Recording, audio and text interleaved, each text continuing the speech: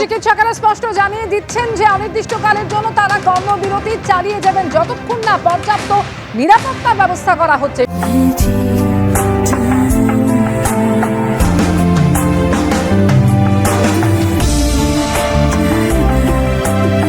Monet, Lily Diana, French artistry in perfumes.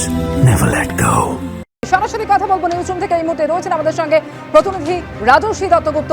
রাজর্ষি, আজি করের ঘটনার 50 দিন এবং 50 দিনেও আন্দোলনের ছবিটা সেই একই। নিরাপত্তা যে দাবি প্রথম থেকে চিকিৎসকেরা করে আসছিলেন, এখনো অব্দি যে নিরাপত্তা ব্যবস্থা যথেষ্ট নয় সেটা বোধহয় আরো একবার প্রমাণ করে দিল এই সাগর দত্ত মেডিকেলের ঘটনা।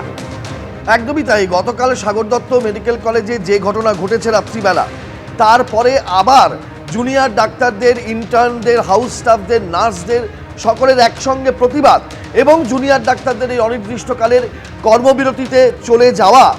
আবারও সেই প্রথম দিনের প্রশ্নটা, যেদিন আরজি করে একজন পিজিটি ছাত্রীর ধর্ষণ খুনের ঘটনা সামনে এসেছিল 9ই আগস্ট, সেই দিনই যে প্রশ্নটা সামনে এসেছিল যে চিকিৎসকদের নিরাপত্তা এবং সুরক্ষা কোথায়, কবে তা নিশ্চিত হবে। তার কর্মস্থলে যে জুনিয়র ডাক্তাররা পড়তে গিয়েছেন, যে পিজিটিরা পড়ছেন এবং চিকিৎসা করছেন, যে নার্স এবং স্বাস্থ্যকর্মীরা পরিষেবা দিচ্ছেন, তাদের নিরাপত্তা এবং সুরক্ষা কিভাবে নিশ্চিত হবে, কবে নিশ্চিত হবে, তার পদ্ধতি কী হবে, সেই দিন সেই প্রশ্ন উঠেছিল, সামনে এসেছিল। তারপরে 14ই আগস্ট, যেদিন আরজিকর হাসপাতালে একদল দুষ্কৃতী ঢুকে তাণ্ডব চালায় রাত্রিবেলা পুলিশের সামনে এবং পুলিশ নির্বাক দর্শকের ভূমিকা পালন করে বলে অভিযোগ ওঠে, দৃশ্যততা দেখা যায়। সেই দিনও সেই প্রশ্ন আরও বড় করে সামনে আসে এবং তারপরে লাগাতার কর্মবিরতি চলে এবং তা ধর্ণা অবস্থানের মধ্যে দিয়ে একটা পরিণতি পায়। কি পরিণতি?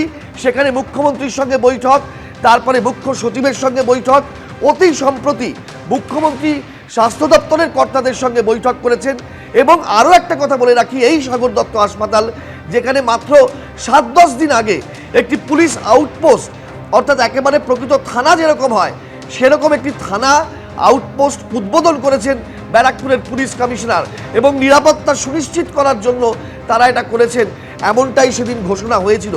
এই যাবতীয় সব কিছুর পরেও সেই নিরাপত্তা এবং সুরক্ষার প্রশ্ন আজও যে একই অবস্থায় রয়েছে, তা আজকে তুমি শুনতে পেলে। জুনিয়র ডাক্তার, পিজিটি ইন্টার্ন এবং নার্সরা যে কথা বললেন যে আমরা পড়তে এসেছি কিংবা পরিষেবা দিতে এসেছি বা ডাক্তারি করতে এসেছি, তা কি আমরা মার খেতে আর গালিগালাজ খেতে এসেছি?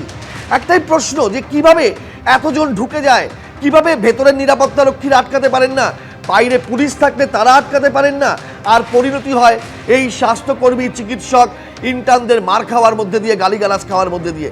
তাহলে কোথায় গিয়ে এত বৈঠক, এত প্রশাসনিক ব্যবস্থা, এত পদ্ধতিগত পরিবর্তন, তার পরিণাম বা নির্যাসটা কি? সেইটার উত্তর এখনও অধরা এবং একই জায়গায় রয়ে গিয়েছে। তার প্রমাণ গতকাল সাগর দত্তের ঘটনা এবং আবারও অনির্দিষ্টকালের জন্য চিকিৎসকদের কর্মবিরতি।